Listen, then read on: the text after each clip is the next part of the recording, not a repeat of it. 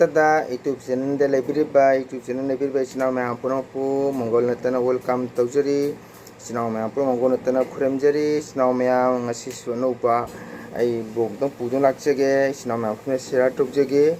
ꯑꯗꯣ ꯅꯨꯡꯁꯤꯔꯕ ꯏꯆꯤꯟꯅꯥꯎ ꯀꯅꯥꯒꯨꯝꯕ ꯑꯅꯧꯕ ꯏꯆꯤꯟꯅꯥꯎꯁꯤꯡꯅ ꯃꯪꯒꯜ ꯅꯠꯇꯒꯤ ꯆꯦꯅꯦꯜ ꯑꯁꯤꯕꯨ ꯌꯦꯡꯕꯤꯔꯝꯕ ꯃꯤꯠꯌꯦꯡ ꯇꯥꯕꯤꯔꯝꯕ ꯇꯥꯔꯒꯗꯤ ꯂꯥꯏꯛ ꯁꯤꯌꯔ ꯁꯕꯁꯀ꯭ꯔꯥꯏꯕ ꯇꯧꯕꯤꯌꯨ ꯍꯥꯏꯕ ꯋꯥꯐꯝ ꯑꯁꯤ ꯊꯝꯖꯒꯦ. ꯏꯆꯤꯟꯅꯥꯎ ꯃꯌꯥꯝꯒꯤ ꯃꯇꯦꯡꯗꯒꯤ ꯁꯞꯄꯣꯔꯠꯇꯒꯤ ꯑꯩꯅ ꯚꯤꯗꯤꯑꯣ ꯑꯁꯤ ꯊꯝꯖꯕꯅꯤ ꯏꯆꯤꯟꯅꯥꯎ ꯃꯌꯥꯝ.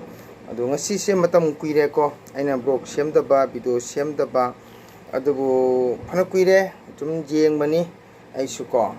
ꯌꯦꯡꯕꯁꯦ ꯅꯨꯡꯉꯥꯏꯔꯛꯇ꯭ꯔꯦ. ꯍꯥꯏꯕꯗꯤ ꯑꯩꯈꯣꯏꯒꯤ ꯃꯩꯇꯩ ꯍꯥꯏꯕ ꯃꯩꯇꯩ ꯏꯆꯤꯟꯅꯥꯎꯒꯤ ꯃꯔꯛꯇ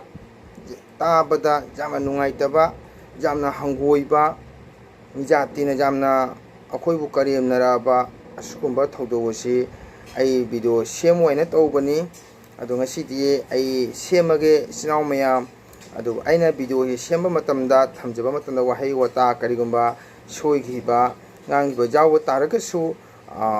ꯀꯩ ꯍꯥꯏꯇꯥꯔꯦ, ꯉꯁꯥꯏꯒꯤ ꯋꯥꯍꯩꯁꯦ ꯑꯩꯅ ꯐꯣꯡꯗꯣꯛꯄ ꯃꯇꯝꯗ ꯁꯥꯎꯅꯤꯡꯗꯅ ꯋꯥꯍꯩ ꯑꯃꯅꯤ ꯀꯩꯒꯨꯝꯕ ꯍꯦꯟꯖꯤꯟꯈꯤꯕ ꯇꯥꯔꯒꯁꯨ ꯑꯩꯒꯤ ꯆꯦꯅꯦꯜ ꯑꯁꯤꯕꯨ ꯃꯤꯠꯌꯦꯡ ꯇꯥꯕꯤꯔꯤꯕ ꯏꯆꯤꯟꯅꯥꯎ ꯃꯌꯥꯝ ꯄꯨꯝꯅꯃꯛꯅ ꯉꯥꯛꯄꯤꯒꯅꯤ. ꯂꯣꯏꯅꯅ ꯀꯔꯤꯒꯨꯝꯕ ꯁꯣꯏꯈꯤꯕ ꯇꯥꯔꯒꯁꯨ ꯅꯨꯡꯁꯤꯔꯕ ꯋꯥꯍꯩꯅ ꯀꯣꯃꯦꯟ ꯊꯝꯕꯤꯌꯨ ꯍꯥꯏꯕ ꯋꯥꯐꯝ ꯑꯁꯤ ꯑꯩ ꯊꯝꯖꯒꯦ. ꯏꯆꯤꯟꯅꯥꯎ ꯃꯌꯥꯝ ꯃꯇꯝ ꯁꯥꯡꯉꯦ ꯚꯤꯗꯤꯑꯣꯁꯤ ꯑꯩꯅ ꯌꯦꯡꯖꯕ ꯃꯣꯕꯥꯏꯜꯗ. ꯍꯧꯖꯤꯛꯀꯥꯟꯗꯤ ꯐꯦꯁꯕꯨꯛꯁꯤꯒ ꯁꯦꯀꯦꯟ ꯐꯥꯗ꯭ꯔꯦ. ꯀꯔꯤꯒꯨꯝꯕ ꯀ꯭ꯔꯥꯏꯝ ꯑꯃ ꯊꯣꯛꯄ, ꯀꯔꯤꯒꯨꯝꯕ ꯏꯔꯥꯡ ꯑꯃ ꯊꯣꯛꯄꯗ ꯃꯤꯅ ꯀꯨꯞꯄ ꯃꯤꯀꯨꯞꯇ ꯚꯤꯗꯤꯑꯣꯁꯤ ꯃꯦꯗꯤꯌꯥꯗ ꯂꯣꯏꯅ ꯁꯟꯗꯣꯛꯄ ꯇꯥꯟꯅꯔꯕ ꯎꯅꯔꯕꯃꯛꯇꯅꯤꯅ ꯏꯆꯤꯟꯅꯥꯎ ꯃꯌꯥꯝ ꯃꯁꯤ ꯑꯩ ꯊꯝꯅꯤꯡꯗꯕꯅꯤ. ꯑꯗꯨꯕꯨ ꯑꯩ ꯊꯝꯖꯔꯒꯦ. ꯍꯥꯏꯕꯗꯤ ꯉꯁꯤ ꯃꯪꯒꯣꯜ ꯅꯠꯇ ꯑꯩꯅ ꯉꯁꯤ ꯅꯠꯇ ꯁꯪꯀꯤꯔꯇꯟ ꯏꯁꯩ ꯁꯛꯎꯕ ꯑꯃ ꯑꯣꯏꯕꯅ, ꯏꯁꯩ ꯁꯛꯄ ꯑꯃ ꯑꯣꯏꯕꯅ ꯆꯠꯆꯔꯨ ꯃꯐꯝ ꯄꯨꯝꯅꯃꯛꯇ ꯃꯤꯖꯥꯇꯤꯁꯤꯡ ꯑꯁꯤꯅ ꯀꯌꯥ ꯋꯥꯐꯝ ꯊꯝꯕꯤꯔꯛꯏ. ꯃꯁꯤ ꯌꯥꯝꯅ ꯏꯀꯥꯏꯖꯩ ꯏꯆꯤꯟꯅꯥꯎ ꯃꯌꯥꯝ. ꯃꯔꯝꯗꯤ ꯉꯔꯥꯡ ꯉꯁꯤ ꯑꯩ ꯃꯣꯕꯥꯏꯜꯗ ꯐꯅꯌꯥꯝ ꯎꯔꯦ. ꯑꯩꯈꯣꯏꯒꯤ ꯌꯨꯇ꯭ꯌꯨꯕꯔ ꯏꯆꯤꯟꯅꯥꯎ ꯃꯌꯥꯝꯅꯁꯨ ꯊꯥꯡꯒꯠꯄꯤꯔꯛꯏꯀꯣ. ꯑꯗꯨ ꯂꯣꯏꯅ ꯈꯪꯉꯕ ꯃꯇꯝꯅꯤ ꯍꯟꯗꯛ ꯃꯅꯤꯄꯨꯔꯗ ꯀꯜꯂꯕ ꯃꯅꯤꯄꯨꯔꯒꯤ ꯆꯍꯤ ꯃꯈꯥꯏ ꯐꯥꯔꯕ ꯏꯔꯥꯡ, ꯆꯥꯕ ꯊꯛꯄ ꯃꯐꯝ ꯃꯔꯥꯡ ꯅꯥꯏꯗ꯭ꯔꯕ, ꯔꯤꯂꯤꯐ ꯀꯦꯝꯗ ꯏꯃꯥ ꯀꯌꯥꯅ ꯑꯋꯥꯕ ꯐꯤꯕꯝꯗ ꯇꯥꯗꯨꯅ ꯂꯩꯔꯕ, ꯏꯆꯤꯟꯅꯥꯎ ꯀꯌꯥꯅ ꯃꯇꯦꯡ ꯇꯧꯔꯤꯕ, ꯑꯁꯤꯃꯛꯇꯁꯨ ꯃꯇꯦꯡꯁꯤꯅꯁꯨ ꯑꯣꯜꯂꯛꯇ꯭ꯔꯗꯅ ꯀꯌꯥ ꯑꯋꯥ ꯑꯅꯥꯗ ꯇꯥꯅ ꯂꯩꯔꯦ ꯏꯆꯤꯟꯅꯥꯎ ꯃꯌꯥꯝ ꯀꯣ. ꯑꯉꯥꯡꯁꯤꯡ ꯂꯥꯏꯔꯤꯛ ꯂꯥꯏꯁꯨ ꯇꯝꯐꯝ ꯈꯪꯗꯗꯅ ꯇꯝꯗꯅ ꯀꯌꯥ ꯑꯃ ꯍꯧꯖꯤꯛ ꯈꯨꯡꯒꯪ ꯆꯥꯏꯗꯨꯅ ꯂꯩꯔꯦ ꯀꯣ. ꯁꯔꯀꯥꯔꯁꯨ ꯋꯥꯔꯕ ꯃꯇꯝ, ꯂꯣꯏꯅꯅ ꯃꯁꯤꯒꯤ ꯃꯅꯨꯡ ꯑꯁꯤꯗ ꯈꯪꯍꯧꯗꯅ ꯖꯤꯔꯤ ꯍꯥꯏꯕ ꯗꯤꯁꯇ꯭ꯔꯤꯛ ꯑꯁꯤꯒꯁꯨ ꯃꯅꯤꯄꯨꯔꯅꯤ ꯀꯁꯥꯔꯒ ꯌꯨꯝꯊꯪꯅꯅ ꯂꯩꯔꯕ ꯑꯗꯨꯝꯃꯔꯕ ꯖꯤꯔꯤ ꯍꯥꯏꯕ ꯂꯝꯗꯝꯁꯤꯒꯁꯨ ꯏꯈꯪ ꯈꯪꯍꯧꯗꯅ ꯏꯔꯥꯡ ꯑꯁꯤ ꯍꯧꯔꯛꯄꯗꯒꯤ ꯑꯋꯥꯕ ꯇꯥꯔꯕ ꯃꯇꯝ ꯀꯣ, ꯆꯥꯕ ꯊꯛꯄ ꯇꯨꯝꯕ ꯃꯐꯝ ꯅꯥꯏꯅꯔꯛꯇꯕ ꯃꯇꯥꯡ ꯑꯁꯤꯗ ꯀꯌꯥꯒꯨꯝꯕ ꯏꯆꯤꯟꯅꯥꯎ ꯃꯌꯥꯝꯅ ꯍꯧꯖꯤꯛ ꯃꯇꯦꯡ ꯇꯧꯅꯔꯤ. ꯊꯥꯞꯄ ꯑꯒꯣꯔꯇꯂꯥ ꯇ꯭ꯔꯤꯄꯨꯔꯥꯗꯒꯤ ꯂꯥꯛꯑꯗꯅ ꯃꯇꯦꯡ ꯇꯧꯔꯕ, ꯋꯥꯔꯕ ꯅꯪꯉꯕ ꯃꯇꯝ ꯃꯁꯤꯗ ꯍꯥꯏꯔꯤꯕ ꯃꯅꯤꯄꯨꯔ ꯏꯃꯥ ꯂꯩꯄꯥꯛ ꯏꯔꯝꯗꯝ ꯑꯁꯤꯗ ꯀꯔꯤꯅꯣ ꯅꯨꯡꯁꯤꯔꯕꯤ ꯏꯃꯥꯒꯤ ꯏꯗꯒꯤ ꯄꯣꯛꯂꯛꯄ, ꯏꯃꯥꯅ ꯊꯥ ꯇꯔꯥꯅꯥꯎ ꯄꯨꯅ ꯄꯣꯛꯂꯛꯄ, ꯋꯥꯅ ꯃꯆꯥ ꯑꯃꯕꯨ ꯇꯥꯏꯕꯪ ꯐꯥꯎꯍꯜꯂꯛꯄ ꯃꯆꯥ ꯅꯨꯄꯤ ꯅꯤꯉꯣꯜ ꯑꯣꯏꯕꯁꯤꯡ ꯑꯁꯤꯅ ꯀꯔꯤꯒꯤꯅꯣ ꯑꯁꯨꯛ ꯌꯥꯝꯅ ꯏꯃꯥꯁꯤꯡꯒꯤ ꯃꯤꯡꯆꯠ ꯊꯤꯍꯟꯕꯤꯔꯤꯕ, ꯏꯃꯥ ꯂꯩꯄꯥꯛꯄꯨ ꯑꯁꯨꯛ ꯌꯥꯝꯅ ꯂꯩꯈꯥ ꯇꯥꯍꯜꯂꯤꯕꯁꯦ ꯃꯁꯤ ꯀꯔꯤ ꯃꯔꯝꯒꯤꯅꯣ ꯍꯪꯖꯅꯤꯡꯉꯤ. ꯃꯁꯤ ꯀꯔꯤꯒꯤꯅꯣ ꯍꯥꯏꯕꯗ ꯃꯅꯤꯄꯨꯔꯗ ꯍꯧꯖꯤꯛ ꯋꯥꯔꯕ ꯃꯇꯝ ꯑꯁꯤ, ꯏꯃꯥ ꯀꯧꯅ ꯈꯥꯡꯉꯕ ꯃꯇꯝ ꯑꯁꯤꯗ ꯃꯅꯤꯄꯨꯔꯒꯤ ꯅꯨꯄꯤ ꯃꯆꯥ ꯀꯌꯥꯅ ꯀꯔꯤꯒꯤꯅꯣ ꯃꯤꯖꯥꯇꯤꯗ ꯑꯁꯨꯃꯥꯏꯅ ꯀ꯭ꯔꯥꯏꯝ ꯊꯣꯛꯂꯤꯁꯤꯕꯨ? ꯃꯁꯤ ꯌꯥꯝꯅ ꯏꯀꯥꯏꯖꯩ ꯏꯆꯤꯟꯅꯥꯎ ꯃꯌꯥꯝ. ꯍꯥꯏꯔꯤꯕ ꯏꯔꯥꯡ ꯑꯁꯤ ꯑꯩꯈꯣꯏ ꯃꯁꯤ ꯃꯅꯤꯄꯨꯔꯗ ꯂꯩꯕꯤꯔꯤꯕ ꯅꯨꯡꯁꯤꯔꯕ ꯏꯆꯤꯟꯅꯥꯎꯁꯤꯡꯅ ꯋꯥꯔꯧꯕꯤꯒꯅꯨ ꯃꯅꯤꯄꯨꯔ ꯄꯜꯂꯤ ꯍꯥꯏꯗꯨꯅ. ꯃꯁꯤꯒꯤ ꯏꯔꯥꯡ ꯑꯁꯤ ꯃꯅꯤꯄꯨꯔꯗꯅꯤ ꯊꯣꯛꯏꯕ ꯃꯌꯥꯝ ꯑꯃ ꯃꯣꯕꯥꯏꯜ ꯑꯁꯤꯗ, ꯐꯦꯁꯕꯨꯛꯇ ꯊꯣꯛꯏꯕ, ꯌꯨꯇ꯭ꯌꯨꯕꯇ ꯎꯔꯤꯕꯁꯤ ꯇꯧꯔꯨꯕ ꯊꯧꯗꯣꯛ ꯑꯗꯨꯅ ꯐꯦꯁꯕꯨꯛꯇ ꯎꯕꯅꯤ, ꯇꯧꯊꯣꯛꯎꯕ ꯑꯗꯨꯅ ꯌꯨꯇ꯭ꯌꯨꯕꯇ ꯎꯔꯤꯕꯅꯤ. ꯇꯧꯗꯅꯗꯤ ꯀꯔꯤꯒꯨꯝꯕ ꯊꯕꯛ ꯑꯃ ꯄꯥꯡꯊꯣꯛꯇꯅ ꯃꯣꯕꯥꯏꯜꯗ ꯎꯕ ꯌꯥꯗꯦ ꯃꯦꯗꯤꯌꯥꯗ ꯏꯆꯤꯟꯅꯥꯎ ꯃꯌꯥꯝ. ꯉꯔꯥꯡꯒꯤ ꯄꯥꯡꯒꯜ ꯃꯆꯥ ꯑꯃꯅ ꯃꯩꯇꯩ ꯁꯥꯔꯦ ꯍꯥꯏꯔꯒ ꯃꯩꯇꯩ ꯅꯨꯄꯤ ꯑꯃꯕꯨ ꯅꯨꯡꯁꯤꯕ ꯄꯟꯊꯨꯡꯗ ꯊꯝꯃꯦ ꯍꯥꯏꯔꯒ ꯅꯨꯄꯤ ꯃꯆꯥ ꯃꯔꯤꯕꯨ ꯀꯣꯏꯔꯦ ꯍꯥꯏꯔꯒ ꯅꯨꯄꯤ ꯃꯆꯥꯕꯨ ꯄꯤꯠꯅꯦꯟ ꯑꯣꯏꯍꯟꯈꯤꯕ. ꯃꯁꯤꯕꯨ ꯏꯆꯤꯟꯅꯥꯎ ꯃꯌꯥꯝ ꯇꯥꯕꯗ ꯌꯥꯝꯅ ꯏꯀꯥꯏꯅꯤꯡꯉꯥꯏ ꯑꯣꯏꯔꯕ, ꯌꯥꯝꯅ ꯍꯪꯒꯣꯏꯅꯤꯡꯉꯥꯏ ꯑꯣꯏꯔꯕ, ꯌꯥꯝꯅ ꯀꯣꯛꯇ ꯁꯥꯎꯅꯤꯡꯕ, ꯇꯦꯟꯁꯟ ꯑꯣꯏꯕ, ꯌꯥꯝꯅ ꯁꯥꯎꯅꯤꯡꯕ ꯋꯥꯐꯝ ꯑꯃꯇꯅꯤ ꯏꯆꯤꯟꯅꯥꯎ ꯃꯌꯥꯝ. ꯑꯩꯗꯤ ꯑꯁꯤꯒꯨꯝꯕ ꯋꯥꯐꯝ ꯀꯌꯥꯁꯤ ꯊꯝꯅꯤꯡꯗꯦ ꯃꯦꯗꯤꯌꯥꯒꯤ ꯊꯣꯡꯗ ꯀꯅꯥꯒꯨꯝꯕꯅ ꯚꯤꯗꯤꯑꯣꯗ ꯐ꯭ꯂꯥꯛꯁ ꯇꯧꯔꯛꯄ ꯇꯥꯔꯒꯁꯨ ꯑꯩ ꯃꯗꯨꯒꯤ ꯚꯤꯗꯤꯑꯣꯗꯣ ꯑꯞꯂꯣꯗ ꯇꯧꯖꯔꯦ ꯍꯥꯏꯔꯒ ꯃꯌꯥꯝꯗ ꯁꯤꯌꯔ ꯇꯧꯅꯤꯡꯗꯦ ꯏꯆꯤꯟ ꯃꯌꯥꯝ ꯌꯥꯝꯅ ꯏꯀꯥꯏꯖꯩ ꯑꯩꯈꯣꯏ ꯀꯁꯥꯔ ꯂꯝꯗꯝꯗ ꯂꯩꯔꯦ ꯍꯥꯏꯔꯒ ꯃꯁꯤꯒꯤ ꯀ꯭ꯔꯥꯏꯝꯁꯤ ꯀꯁꯥꯔꯗ ꯊꯣꯛꯏꯗꯦꯕ ꯍꯥꯏꯕ ꯅꯠꯇꯦ ꯀꯁꯥꯔ ꯊꯣꯛꯈꯤꯕ ꯌꯥꯎ ꯑꯗꯨꯕꯨ ꯀꯁꯥꯔꯃꯛꯇꯗꯤ ꯉꯁꯤꯐꯥꯎꯗꯤ ꯃꯁꯤꯒꯤ ꯊꯧꯗꯣꯛ ꯑꯁꯦ ꯊꯣꯏꯗꯣꯛꯅ ꯊꯣꯛꯇꯦꯕ꯭ꯔꯥ ꯍꯥꯏꯅ ꯈꯟꯖꯩ ꯃꯃꯥꯡ ꯆꯠꯇ ꯊꯣꯛꯑꯝꯕ ꯌꯥꯏ ꯉꯁꯤ ꯄꯥꯡꯒꯟ ꯃꯆꯥ ꯃꯁꯤ ꯄꯥꯡꯒꯟ ꯃꯨꯁꯂꯤꯝ ꯄꯥꯡꯒꯟ ꯄꯜꯂꯤ ꯍꯥꯏꯗꯨꯅꯁꯨ ꯋꯥꯔꯧꯒꯅꯨ ꯃꯩꯇꯩ ꯄꯥꯡꯒꯟ ꯍꯥꯏꯕꯁꯤꯗꯤ ꯏꯆꯤꯟ ꯏꯅꯥꯎꯒ ꯆꯞ ꯃꯥꯟꯅꯕ ꯑꯩꯈꯣꯏꯒꯤ ꯏꯔꯣꯟ ꯃꯥꯟꯅꯔꯕ ꯋꯥꯔꯕ ꯃꯇꯝ ꯑꯁꯤꯒꯤ ꯖꯤꯔꯤ ꯍꯥꯏꯕ ꯂꯝꯗꯝ ꯑꯁꯤꯗ ꯄꯥꯡꯒꯟ ꯏꯃꯥ ꯏꯕꯦꯟ ꯀꯌꯥꯅꯁꯨ ꯑꯋꯥꯔꯕ ꯃꯩꯇꯩ ꯔꯤꯂꯤꯐ ꯀꯦꯝꯗ ꯂꯩꯕ ꯃꯌꯥꯝꯗ ꯃꯇꯦꯡ ꯇꯧꯔꯤꯉꯩ ꯇꯥꯟꯖꯥ ꯑꯁꯤꯗ ꯀꯔꯤꯒꯤꯅꯣ ꯃꯩꯇꯩ ꯅꯤꯉꯣꯜꯁꯤꯡ ꯑꯁꯤꯅ ꯃꯔꯣꯜꯂꯣꯝꯕ ꯃꯩꯇꯩ ꯄꯥꯡꯒꯟ ꯑꯗꯨꯅ ꯐꯣꯟꯗ ꯋꯥꯔꯤ ꯁꯨꯅꯔꯦ ꯍꯥꯏꯔꯒ ꯃꯩꯇꯩ ꯄꯥꯡꯒꯟ ꯑꯗꯨꯒ ꯀꯣꯏꯅꯔꯦ ꯍꯥꯏꯔꯒ ꯃꯥꯒꯤ ꯃꯄꯨꯟꯁꯤ ꯑꯃꯕꯨ ꯃꯄꯨꯟꯁꯤ ꯑꯗꯨꯕꯨ ꯃꯥꯅ ꯃꯥꯡꯍꯟꯖꯔꯤꯕ ꯄ꯭ꯔꯦꯒꯅꯦꯟ ꯑꯣꯏꯔꯦ ꯍꯥꯏꯔꯒ ꯃꯌꯥꯝꯗ ꯁꯤꯕꯨ ꯊꯣꯛꯂꯤꯕꯁꯤꯕꯨ ꯏꯆꯤꯟ ꯏꯅꯥꯎ ꯃꯌꯥꯝꯁꯤꯕꯨ ꯃꯥꯏꯁꯤꯕꯨ ꯄꯥꯟꯗ꯭ꯔꯕ ꯖꯥꯠꯂ ꯃꯁꯤꯅꯤ ꯑꯩꯈꯣꯏꯅ ꯀꯁꯥꯔ ꯂꯝꯗꯝꯗꯒꯤ ꯍꯪꯖꯅꯤꯡꯉꯤꯁꯤ ꯆꯦꯅꯦꯜꯒꯤ ꯇꯔꯞꯇꯒꯤ ꯏꯆꯤꯟ ꯏꯅꯥꯎ ꯃꯌꯥꯝ ꯃꯁꯤ ꯃꯇꯥꯡ ꯑꯁꯦ ꯃꯁꯤ ꯃꯅꯤꯄꯨꯔ ꯍꯥꯏꯕ ꯃꯅꯤꯄꯨꯔ ꯏꯃꯥ ꯂꯩꯄꯥꯛ ꯂꯝꯗꯝ ꯃꯁꯤꯒꯤ ꯌꯥꯝꯅ ꯊꯣꯛꯏ ꯃꯨꯁꯜꯃꯥꯟꯗ ꯃꯌꯨꯝ ꯄꯥꯟꯕ ꯄꯟꯖꯥꯕꯤꯗ ꯃꯌꯨꯝ ꯄꯥꯟꯕ ꯕꯤꯍꯥꯔꯤꯗ ꯃꯌꯨꯝ ꯄꯥꯟꯕ ꯂꯣꯏꯅꯅ ꯁꯥꯎꯠꯀꯤ ꯃꯤꯗ ꯃꯌꯨꯝ ꯄꯥꯟꯕ ꯃꯌꯥꯝ ꯑꯃ ꯀ꯭ꯔꯥꯏꯝ ꯃꯌꯥꯝ ꯑꯃ ꯊꯣꯛꯏ ꯍꯟꯗꯛꯇꯁꯨ ꯃꯣꯕꯥꯏꯜꯗ ꯃꯌꯥꯝ ꯃꯩꯇꯩ ꯄꯥꯡꯒꯟꯗ ꯂꯨꯍꯣꯡꯕꯒꯤ ꯃꯩꯇꯩꯒꯤ ꯐꯤꯖꯣꯜ ꯁꯦꯠꯂꯒ ꯍꯦꯛꯇ ꯃꯦꯗꯤꯌꯥꯗ ꯊꯥꯗꯣꯔꯛꯄ ꯍꯥꯏꯔꯤꯕ ꯄꯣꯠꯁꯛ ꯑꯁꯤ ꯇꯧꯈꯤꯕꯗꯨꯅ ꯃꯦꯗꯤꯌꯥꯗ ꯊꯣꯛꯂꯛꯄꯅꯤ ꯏꯆꯤꯟ ꯏꯅꯥꯎ ꯃꯌꯥꯝ ꯑꯩꯒꯤ ꯃꯩꯇꯩꯒꯤ ꯐꯖꯔꯕ ꯐꯤꯖꯦꯠ ꯃꯩꯇꯩꯒꯤ ꯀꯣꯌꯦꯠ ꯍꯥꯏꯔꯤꯕ ꯃꯩꯇꯩꯅ ꯉꯁꯤ ꯂꯨꯍꯣꯡꯕ ꯃꯇꯝꯗ ꯏꯁꯩ ꯅꯣꯡꯃꯥꯏ ꯁꯛꯄ ꯃꯇꯝꯗ ꯑꯩꯈꯣꯏꯒꯤ ꯃꯩꯇꯩ ꯆꯪꯈꯪꯇꯕꯤ ꯀꯣꯌꯦꯠꯅ ꯌꯦꯠꯂꯤꯕ ꯀꯣꯌꯦꯠ ꯑꯁꯤꯒꯤ ꯃꯇꯣꯟꯗ ꯊꯣꯛꯏꯕ ꯂꯩꯔꯣꯡ ꯑꯍꯨꯝ ꯊꯥꯜꯂꯤꯕ ꯀꯣꯌꯦꯠꯀꯤ ꯃꯇꯣꯛ ꯑꯍꯨꯝ ꯊꯣꯛꯏꯕꯁꯦ ꯃꯇꯣꯛ ꯑꯍꯨꯝꯁꯤꯕꯨ ꯀꯔꯤꯅꯣ ꯍꯥꯏꯕꯁꯤ ꯏꯆꯤꯟ ꯏꯅꯥꯎ ꯃꯌꯥꯝ ꯈꯪꯕꯤꯔꯤꯕ ꯃꯛꯇꯅꯦꯕ ꯃꯁꯤ ꯀꯔꯝꯕ ꯈꯨꯕꯝꯅꯣ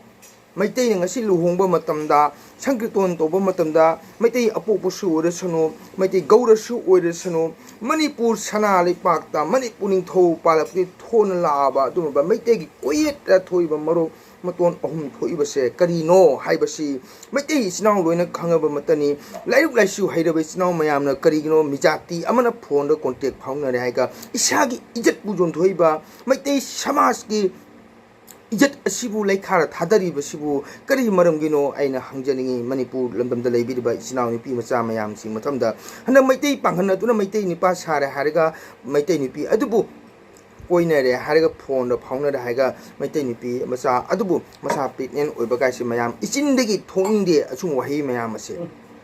ꯉꯁꯤ ꯑꯇꯣꯞꯄ ꯃꯤꯖꯥꯇꯤ ꯑꯃꯅ ꯃꯩꯇꯩ ꯄꯥꯡꯒꯟ ꯑꯃꯠꯇꯅ ꯃꯩꯇꯩ ꯁꯃꯥꯖꯗ ꯆꯪꯈꯤꯕ ꯂꯩꯕ꯭ꯔꯥ ꯑꯇꯣꯞꯄ ꯈ꯭ꯔꯤꯁꯇꯥꯟ ꯑꯃꯅ ꯃꯩꯇꯩꯗ ꯃꯥꯒꯤ ꯙꯔꯃ ꯊꯥꯗꯣꯛꯑ ꯆꯪꯈꯤꯕ ꯂꯩꯕ꯭ꯔꯥ ꯄꯟꯖꯥꯕꯤ ꯑꯃꯠꯇꯅ ꯃꯥꯒꯤ ꯙꯔꯃ ꯊꯥꯗꯣꯛꯑꯒ ꯃꯩꯇꯩꯗ ꯂꯥꯛꯈꯤꯕ ꯂꯩꯔꯕ꯭ꯔꯥ ꯕꯤꯍꯥꯔꯤ ꯑꯃꯠꯇꯅ ꯃꯩꯇꯩꯗ ꯂꯥꯛꯈꯤꯕ ꯂꯩꯈꯤꯕ꯭ꯔꯥ ꯃꯩꯇꯩ ꯅꯤꯉꯣꯜꯅ ꯑꯁꯨꯛ ꯌꯥꯝꯅ ꯃꯤꯖꯥꯇꯤꯗ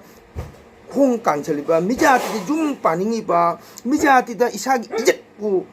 ꯊꯥꯗꯣꯛꯏꯕꯁꯤꯕꯨ ꯏꯆꯤꯟ ꯏꯅꯥꯎ ꯃꯌꯥꯝꯁꯤꯡ ꯑꯁꯤꯕꯨ ꯀꯔꯤꯒꯤꯅꯣ ꯑꯁꯨꯛ ꯆꯥꯎꯈꯠꯂꯕ ꯗꯦꯃꯣꯀ꯭ꯔꯦꯁꯤ ꯂꯩꯄꯥꯛ ꯑꯁꯤꯗ ꯀꯔꯤꯒꯤꯅꯣ ꯑꯩꯈꯣꯏꯒꯤ ꯁꯃꯥꯖ ꯑꯁꯤꯕꯨ ꯑꯁꯨꯛ ꯌꯥꯝꯅ ꯂꯩꯈꯥ ꯊꯥꯗꯔꯤꯁꯤꯕꯨ ꯏꯆꯤꯟ ꯏꯅꯥꯎ ꯅꯨꯄꯤ ꯃꯆꯥ ꯏꯆꯟ ꯏꯆꯥ ꯃꯌꯥꯝꯕꯨ ngasi wal na masa khangaba maitai machagi ijat maitai machagi phajraba phijol maitai machagi phajraba chandu phajraba isagi inat maitai gi phajraba maithong asibu mijati da jat tari basu isnaw mayam nukhuibu ima hairiba ima ipa dugi singjubu ijat sibu thambidi se kari marungino karigino nakhoina mijati sigano na asuk amna thawai thaduiba laira kharaba maitai rickshaw dai baramda yum palo khoi mateng tawjage masi media na bungai haiba ne teko isnaw maya laina ba pat khraba maitai macha auto driver am da rickshaw driver ma yum palo akhoi mateng tawge isnaw maya jamna ikaye handak youtube channel asida maitai panghan macha aduna maitai ni pm bu karan rep tawre harga asigo phibam masibu media da sanduro pase isnaw maya jamna ikai jai aidi paningde adu media da thorok pa hi tawgi ba thodo aduna media da sanduro pani ne nusira ba isnaw maya punama aigi isagi maitai macha maitai pari mom kaya thona phara maitai macha mayam leiriba sibu yum paningdraga mijati da yum pali sibu karigino he manipur sana lepak ta lebi maitai chanura jamna ikai jai mobile se paning tri akhoi isagi channel bo paning tri ikai jere ai mase thamning da bani adubu ngasi se ai jam pende thamoi da ina handagi yengjarak bani ko masigi mayam ama ai uja khare mobile da nupi macha ani masu asumaina mobile da masagi ja thaloga mayama ukhre adu ai ngasi baw media gi thong dai phongduk chade sinau mayam ngasi maitai ni pi mari mak panghan macha sing koiraga hujat aba sibu mase aina haijanang badi manipur sanale bale bale siu su kayana injo kayana organization kayana maira party kayana makho ebu sasti pihaninge ai gi tarap tai di matik chaba sasti aduga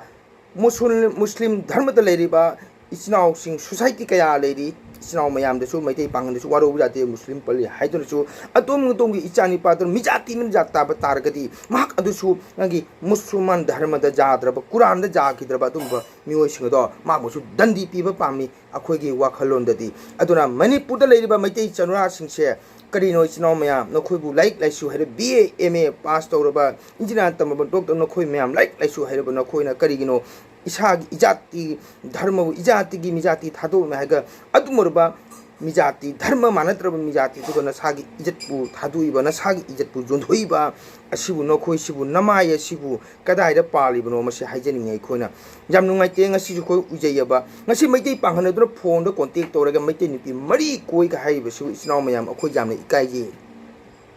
करिगिनो मैते निपि सिंगसिबु लाइरि हाइत्रब्रा like हाइबना मतम वाइ चारब मतम मसिर करिगिनो मिजाति असुक यामना थवाइ लुपिबसिबु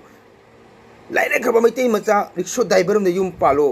अदुना नसागी इज्जत ओइगनी मणिपुर सनालेपा जोंगे खनगनो मणिपुर सनालेपा लेखा थादे खनगनो नखोइ नखोइबु chown म जोरप नमा अदुना था त्रा नाउपुन पोले हारे चाउन जोगले हारेगा नखोइना मिजाति द नसागी इज्जत हुंदोकपसिबु नखोइसिबु नमाय सिबु कदाइदा पालिगे बसि नखोइना हंजनिङिसे असुक वारब मतम मसिदा इ नाइ तानरब मतम मसिदा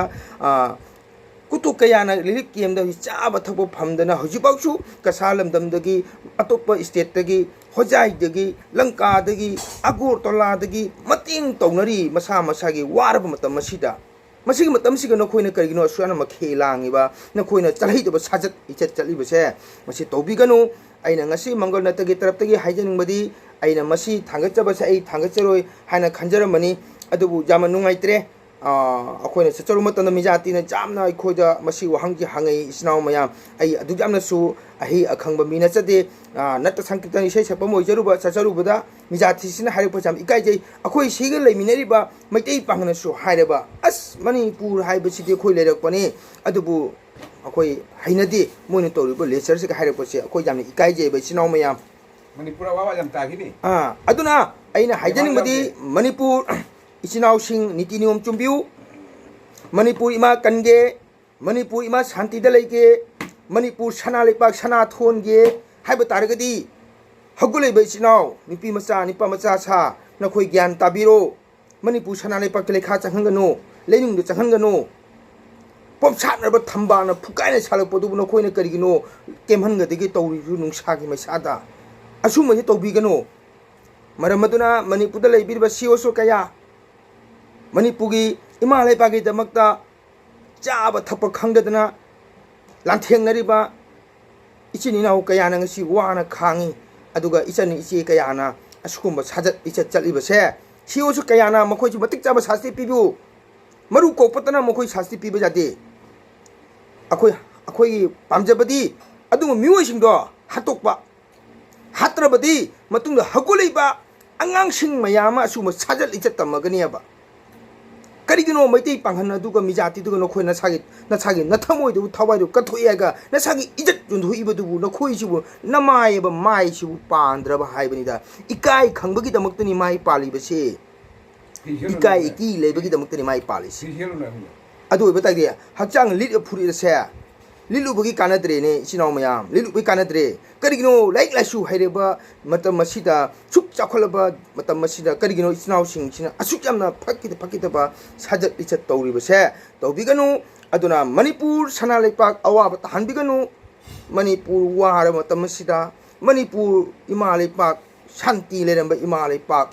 खंगौदना लांदाना इखें तार मतम मसिदा करिगिनो इचन इचाना खोइ मयामना असुगमना नो खोइना अवाबदा अवाब पीरिबसे करि मरंगिनो इचन सा नोय अदुमना तौबिगनो अदु सरुपदी ऑटो रिक्शा ड्राइवर मता युम पालो पान दुकान मता युम पालो वार मता नो खोइ मतेंग तौगे हजु जो को मतेंग तौइदना asuk wara matam Manipur wara matam sige jiri da su awa tariba sigabu karama mina no nok tan le khena le gidu matam sibo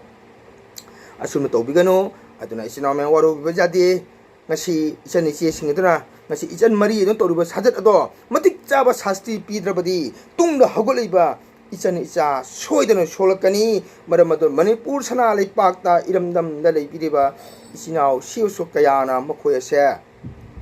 cherak pibu dandi pibu aduna ai mijati de taina basu pamde karigi mi mana ai gona haura harga aina karigi jaga do no aduna hariba mijati di su maksu matik chaba dandi pigadabni tauba jade hai wo phama se khangadabani aduna sinau myam aina saung wahi kitang khonjel ai khonthok se kitang kan khre aduna waro biganu sinau myam aina soi ngangi ba kayum jaw ba taragasu sinau myam na waro biganu aduna kaygo soi gi ba taragasu nungsiba comment thambiro ai chemningdabani video si ai thamoi jam nungaiti akhoju ichai su haureyeba ngasi adu tawine su maksu tawrena du mathang mathang asumana sum phatba niti se chelak patare maitai akhoi I se jamna sengbani ko sinau myam mase khangbiu jati pumuk I chamanei adu maitai gi idi jam sengbani mase khangna chapiu ko nusiraba ichan sa noi mudu tobiganu aduna sinau sumema sinau myam ai ngasi gi video se swaida sumla sinjage nusiraba sinau myam propu mangal natana hanna hanna khuramjari